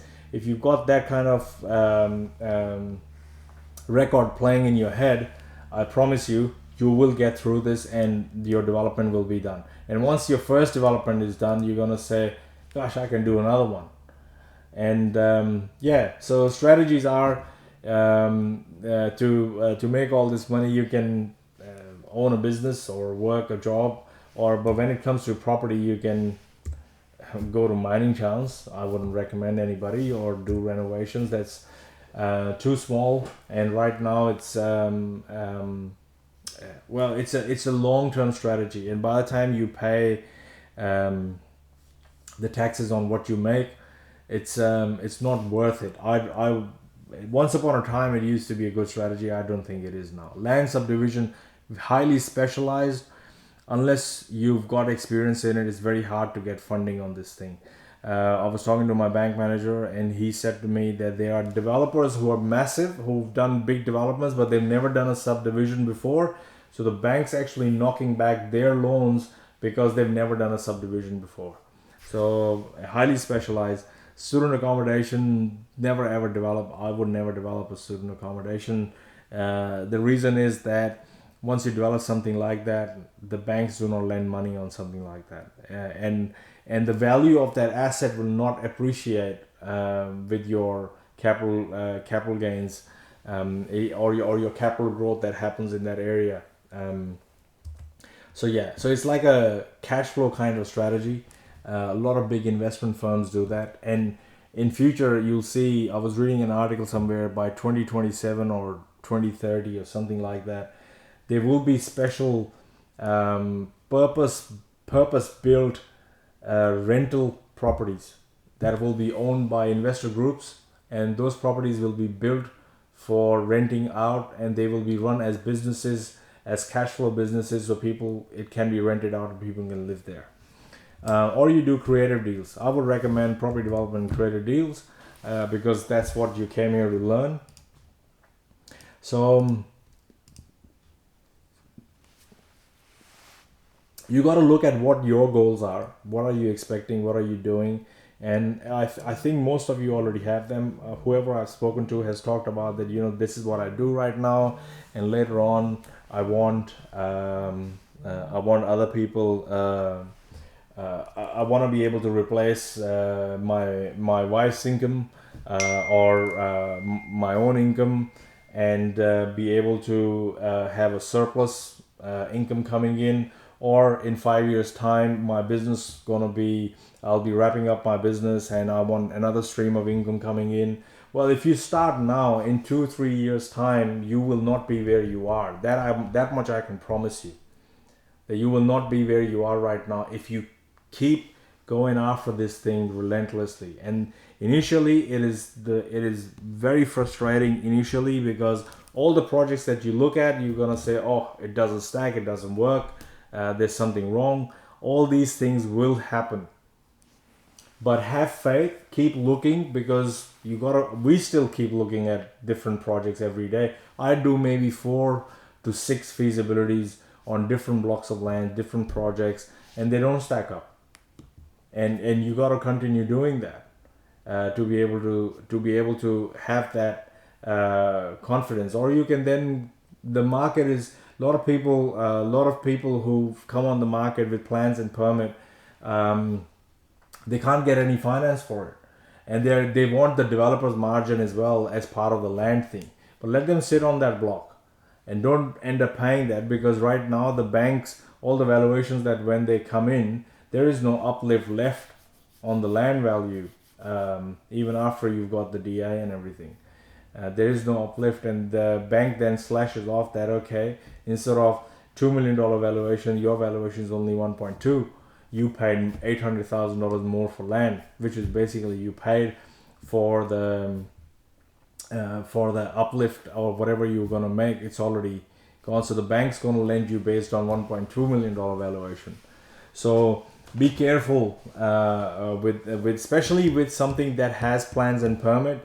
Try and negotiate as much as you can, and if it hasn't got plans and permit, that's a good property, because you'll have to go through the council process. You don't need all the money up front. You sign up a longer settlement, and we'll talk about all these longer settlement strategies and everything. I mean, in negotiation, in the negotiation module, we did touch on this, but next week we'll discuss this in more detail. So your strategy will depend upon cash flow. Are you going to develop and hold positive properties and all of that? But at this stage, I think your strategy should be to be able to get a development under your belt. This strategy will come in after you've turned over a couple of developments. And that way you'll know, okay, now I have this money, and this is how I can maneuver my money to actually make more money. So long-term wealth generation, yes, of course, every few developments that you do, hold a property. I've got a rule that every 3 developments, I've got to have 1 unencumbered property or 1 almost unencumbered property to be able to have my equity and everything. So right now I'm at 2. Maybe in 2 years, 3 years time, I'll be at 3. It just depends upon how you're actually structuring yourself. Or your first initial strategy could be get in, get out. You get into a project, you get your cash out, and you develop and you sell and you move on. So your investing approach will also depend upon being passive and active. Some of you understand the process and everything, but don't mind somebody else driving it. No problem. You can take a back seat, but look at everything. You don't have to do the work. Somebody else is doing the work, but you should look at everything. My first development that I did all the work, but I had a 50% partner in there. I would say 90% of the work was done by me. All the bookkeeping, all the dealing with all the consultants, making sure everything is rigid and all of that. A couple of times we used to get on the phone on a conference call where myself and my partner and the consultant, all three of us used to talk together. But I would say I did about 90% of the work. But I didn't mind that because I was so busy learning everything that I didn't mind somebody else, that my partner took a back seat. And not that I got paid extra for it. I just loved doing it, and I understood how everything was working. The more I spoke to the consultant, the more I discussed it with different consultants, the more I learned. And that's the thing that you learn as you go along. If you're passive, you maintain your day job, you invest and let the market generate. This is like, buy and hold kind of investment. But as a passive, passive can be an invest with you can invest with a developer, or you can become a money partner. You can actively manufacture growth, learn the ropes, or do it yourself, or eventually become a developer, like a full-on developer. If I had my own course 5 years ago, I kid you not, I would have cut short this journey a lot more, because I didn't have all this information. The courses that I paid before were half-baked and everything. So when I was building this course, and I'm constantly building, in a year's time, this course I would include project management and construction management and whatever as a developer you need to know in this. In a year's time, I'll do that by the time I finish my diplomas. And I update it on a regular basis. It's going in an update again, and you'll have access to the new updates as well next year. But I keep learning. I never stop learning, because there's so much to learn. And but specialized stuff. I've already decided that I don't want to get a builder's license. So I'm not going to go and figure out how to lay a slab and how to put the frame together, because I don't want to do that. I moisturize my hands 3 times a day, so I can never work on a construction site. I'm not a DIY person. My blood pressure goes up if I have to assemble IKEA furniture, but I'm very good with managing stuff via the computer, doing numbers, running different financial models on how everything's going to pan out and making sure everyone is done. But I don't want to work on the site. But if you're the kind of person who likes to work with their hands, and different people are different. Everyone is different. Have you seen an imperfect tree ever? Have you ever seen have you ever seen an imperfect tree? Every tree is perfect, because that's what trees are. And that's what is with people. Everyone's got different skills. But find out what your skills are, what you like, and what you don't like, delegate, or let other people do that. But if you like to be on the hands kind of person, go do renovations. You understand how that works. Or go and get your builder's license and feel how that works.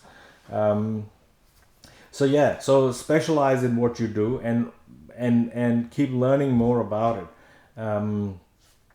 No Money Down deal is about becoming a deal maker. It's about the kind of time and effort that you are willing to put in to be able to engage other investors and convince them that you are the real McCoy they need to put the money with. And there are many there. There's no one developer who owns the entire market. There are many people there. There are many developments that happen simultaneously all throughout Australia in all different states. So there is money to go around. There are people to go around. And if you are genuine and good, the universe will bring good people to you. So you learn to create sweat equity, that you work hard and you do that. But all this has to be done so towards the end, once you've gone through some developments and everything, you got to do your own numbers. to see whether you want to develop and sell. First 3 years, 4 years, I couldn't hold a single property. But last year I kept one. This year I kept another one and they are both unencumbered, because for the last few, all the other developments that I did, the profit wasn't enough for me to even keep one. So I kept accumulating that profit, kept putting it back into different projects so that I could then be able to get enough so I can keep one from one of the development that finished last year and keep one that's finishing now, so that I have that's already finished actually, so I've got two. So apart from the house that I actually live in. So yeah, so based on numbers, market trend, based on your gross rental yield, what you're going to get from it, what your return on investment was, what your return on capital was, and in the area that you're actually going to hold that property, you got to find out what the growth on equity return. So whatever equity that you actually initially put in, what sort of return are you getting? So what I try and do is, it's like think of every property that you're going to hold as a bucket, and think of the water that's in the bucket as your equity in it. If the bucket is full, you keep the bucket. If the bucket is half full, you do another development and get the water from it and put it in the first bucket. Once you've got two buckets that are full, you can combine them and access some equity to go and fetch a third bucket. And in that scenario, you might not be able to fill that bucket in that development. So you take that extra water out from the third bucket, let that third bucket go, find a fourth bucket until you can actually fill that bucket up so that it's filled with water, and that's when you can keep that bucket. And then you can again refinance, free up the equity, because by that time you'll be able to show, because if you're making that kind of profit, your tax returns will start showing that you're consistently making profit from developments. So net profit percentage, and generally get into a development when price trend is up, and sell when the price trend has peaked. In a flat market, develop, sell, and move on. So in this scenario, I don't want to like whatever developments that I'm getting into now for the next 2 years. I'm not even in a situation to actually keep anything. So we're going to develop, sell, cash up, and then fill back up the line of credit, and then go at it again. So yeah, and as a rule, I only keep properties that are positive, and worst case scenario, they are neutral. I never ever pay installments on properties from my own pocket. That's my rule. I'll always stick by it. Call me old-fashioned, but that's how it is. But now with all the APRA conditions that have come in, it's actually become impossible for you to keep, a little bit of capital growth happened, you pull the equity out, and then you bought another property. Those days are gone because of APRA's conditions that have come in. Now in future they might come back, but for now, in the immediate future and in short term, it doesn't look like APRA would allow you to be able to keep buying property. So so a lot of property gurus who say, I pulled this equity out this way, and then I used that as a deposit for the other house, and then I did a little bit of reno that gave me some equity lift, and then I did this, and then I bought another one. That's all bollocks.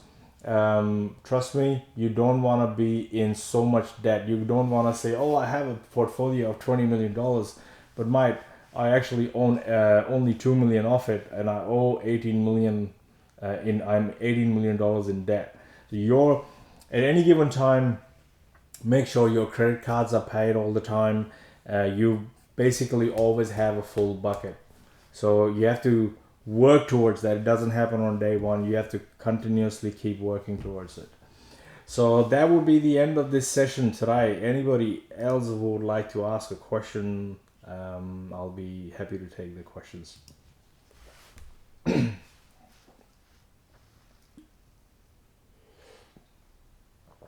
Okay, then guys, I'll see you next week. Next week is our last week.